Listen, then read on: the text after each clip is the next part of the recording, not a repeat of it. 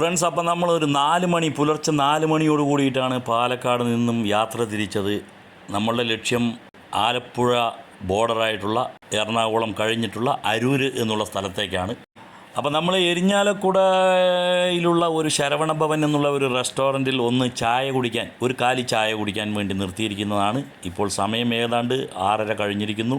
എന്ന് വെച്ച് കഴിഞ്ഞാൽ ഫുള്ളും മഴയും അതേപോലെ ട്രാഫിക് ബ്ലോക്കുകളും മേൽപ്പാലങ്ങളുടെ പണിയും ഒക്കെ കൊണ്ട് വളരെ പതുക്കെയാണ് നമ്മൾ ഇഴഞ്ഞു നീങ്ങുകയാണ്. അത്രയ്ക്കും ട്രാഫിക് ബ്ലോക്കുകളാണ്. സാധാരണ രീതിയിൽ നമ്മൾ പാലക്കാട് നിന്നും ഒരു 4 മണിക്കെല്ലാം പുറപ്പെട്ടാൽ മാക്സിമം ഒരു 8 മണിക്കുള്ളിലെല്ലാം നമ്മൾ ഈ പറയുന്ന എറണാകുളത്തോ ഇല്ലെങ്കിൽ അതിനടുത്തുള്ള അരൂരോ ഒക്കെ എത്തേണ്ടതാണ്. പക്ഷേ ഇപ്പോൾ സമയം 8 മണിയൊക്കെ കഴിഞ്ഞിരിക്കുന്നു. എന്നിട്ടും നമ്മൾ പകുതി ദൂരം ഇനിയും പോകാനുണ്ട്. അത്രയ്ക്കും ട്രാഫിക് ബ്ലോക്കുകളാണ്.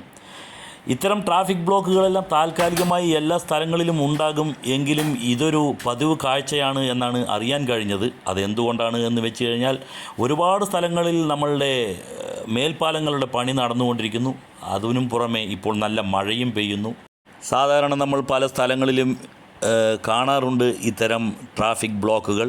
പക്ഷേ അതെല്ലാം താൽക്കാലികമായിരിക്കും. 1-2 ദിവസത്തിനുള്ളിൽ തന്നെ വേണ്ടപ്പെട്ട അധികൃതർ അതിനൊരു സൊല്യൂഷൻ ഇല്ലെങ്കിൽ ഒരു ബദൽ മാർഗം അവർ സ്വീകരിച്ച് പൊതുജനങ്ങൾക്ക് അതിനുള്ള ഒരു സൗകര്യം ഉണ്ടാക്കി കൊടുക്കുന്നതാണ്. അപ്പോൾ ഇതൊരു അപേക്ഷയാണ്. ഇത് കാണുന്ന ആരെങ്കിലും ഇതിന് ഉത്തരവാദിത്തപ്പെട്ടവർ ഉണ്ടെങ്കിൽ അവർ അതിനു വേണ്ട ബദൽ സംവിധാനം വേഗം ചെയ്യുക. യാത്രക്കാരുടെ ഇത്തരം ദുരിതങ്ങൾ ഒന്ന് ഒഴിവാക്കി കൊടുക്കുക. ഇതൊരു അപേക്ഷയാണ്. ഏകദേശം മണ്ണൂത്തിയിൽ നിന്ന് തുടങ്ങിയ ബ്ലോക്കാണ്. അത് ഇങ്ങനെ നീണ്ടു കിടക്കുകയാണ്. ഏതുവരെയെന്നോ എന്താണെന്നോ ഒരു പിടിയുമില്ല. ഇങ്ങനെ തന്നെ പോയിക്കൊണ്ടിരിക്കുകയാണ്. ഇവിടെ ഒരു കാഴ്ച, ഇതാ 2 ബോട്ടുകളാണ് 2 പെട്ടി ഓട്ടോയിലായിട്ട് കൊണ്ടുപോകുന്നത്. ഇത് മീൻ പിടിക്കുന്നതിനുള്ളതായിരിക്കണം എന്നാണ് വിചാരിക്കുന്നത്. ഈ 2 ബോട്ടുകൾ കൊണ്ടുപോകുന്ന വണ്ടിക്ക് പിന്നാലെ ഞങ്ങളുടെയും വാഹനം അരിച്ചരിച്ച് മെല്ലെ നീങ്ങുന്നുണ്ട്. ഇനിയും നമ്മൾക്കേറെ പോകാനുണ്ട്. ഫ്രണ്ട്സ്, അപ്പോൾ നമ്മൾ ലക്ഷ്യസ്ഥാനത്ത് എത്തുമ്പോൾ സമയം 9:30 ആയിരിക്കുന്നു. എന്ന് വെച്ച് കഴിഞ്ഞാൽ 5.5 മണിക്കൂർ നമ്മൾ എടുത്തിരിക്കുന്നു. എവിടെയും മഴയാണ്. എല്ലാ സ്ഥലത്തും വെള്ളം കെട്ടിക്കിടക്കുന്നു.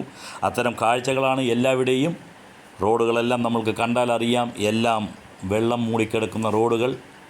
അതുപോലെ തന്നെയാണ് നല്ല ഗട്ടറുകളെല്ലാം നമ്മൾക്ക് കാണാം. അപ്പോൾ ഇന്നത്തെ നമ്മളുടെ ഈ ഒരു വീഡിയോ എന്താണ് എന്ന് വെച്ച് കഴിഞ്ഞാൽ, നമ്മൾ രാവിലെ പുറപ്പെട്ടപ്പോൾ നമ്മൾക്ക് തോന്നിയതാണ് ആ ഒരു ട്രാഫിക് ബ്ലോക്കിനെ പറ്റി കുറച്ച് പറയുക. അതേമാതിരി തന്നെയാണ് മഴയത്തുള്ള റോഡിൻ്റെ അവസ്ഥ. മഴ പെയ്താലും റോഡിന് കേടുവരാത്ത റോഡുകൾ എന്നാണ് നമ്മുടെ നാട്ടിൽ വരിക എന്ന് അറിയില്ല. അപ്പോൾ ആ ഒരു അവസ്ഥ ഇതൊക്കെ ഒന്ന് പറയുക എന്നുള്ളതിന് വേണ്ടിയാണ് നമ്മളുടെ ഈ ഒരു വീഡിയോ നമ്മൾ ഇന്ന് എടുക്കുന്നത്. ഫ്രണ്ട്സ്, ഇതാ വീണ്ടും ഒരു രാത്രി കാഴ്ചയാണ്. അരൂരിൽ നിന്നും വൈറ്റിലയിലേക്ക് പോകുന്ന ഒരു റോഡാണ് ഇത്. ആ ഒരു റോഡിൻ്റെ അവസ്ഥയാണ്. എപ്പോഴും ഇതാണ് ട്രാഫിക്കിൻ്റെ ഇല്ലെങ്കിൽ റോഡിലെ ബ്ലോക്കുകളുടെ ഒരു അവസ്ഥ. ഇങ്ങനെയൊക്കെ തന്നെയാണ്. ഏറ്റവും കൂടുതൽ ബ്ലോക്ക് ഉണ്ടാവാൻ സാധ്യതയുള്ള പലയിടങ്ങളിലും നമ്മൾ ശ്രദ്ധിച്ചപ്പോൾ നമ്മൾക്ക് കാണാൻ കഴിഞ്ഞത് ഒരു ട്രാഫിക് പോലീസ് പോലും അവിടെ ഇല്ല എന്നുള്ളതാണ്. ഫ്രണ്ട്സ്, ഇത് ഹോട്ടൽ മെർമെയ്ഡ്. നമ്മൾ സാധാരണ ഇവിടെ വന്ന് താമസിക്കുന്നതാണ്. ഇവിടുത്തെ 3ാമത്തെ നിലയിൽ നിന്നുള്ള കുറച്ച് ദൃശ്യങ്ങളാണ്. അതും പുലർച്ചെ 4 മണിക്കുള്ള ദൃശ്യങ്ങളാണ്.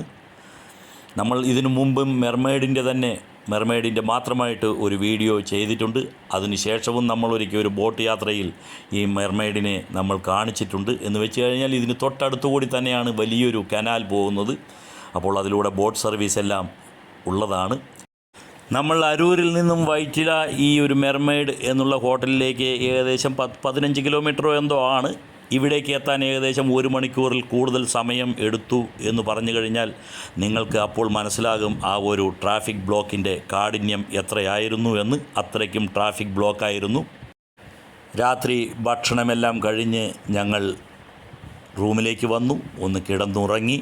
കാരണം രാവിലെ നേരത്തെ തന്നെ ഞങ്ങൾക്ക് വീണ്ടും അരൂരിലേക്ക് പോകാനുള്ളതാണ്. അപ്പോൾ ഞങ്ങൾക്കുള്ള വണ്ടി 7:30-ക്കാണ് വരിക. അപ്പോൾ അതിനു മുമ്പ് തന്നെ നമ്മൾക്ക് തയ്യാറാകേണ്ടിയിരിക്കുന്നു. അപ്പോൾ ആ രാവിലെ നേരത്തെ എണീറ്റപ്പോൾ ഉള്ള ഒരു കാഴ്ചകളാണ് നമ്മൾ ഈ കാണിക്കുന്നത്. എന്ന് വെച്ച് കഴിഞ്ഞാൽ ഇതൊരു അപ്പാർട്ട്മെൻറ്റ് സിസ്റ്റമാണ് മെർമെയ്ഡിൽ. അല്ലാതെ റൂമുകളും ഉണ്ട്.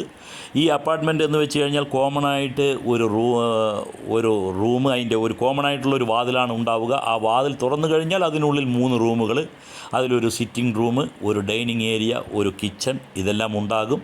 പക്ഷേ അതെല്ലാം ഉപയോഗശൂന്യമാണ്. കാരണം ആരും വന്ന് അവിടെ ഒന്നും ഉണ്ടാക്കി കഴിക്കാറൊന്നുമില്ല.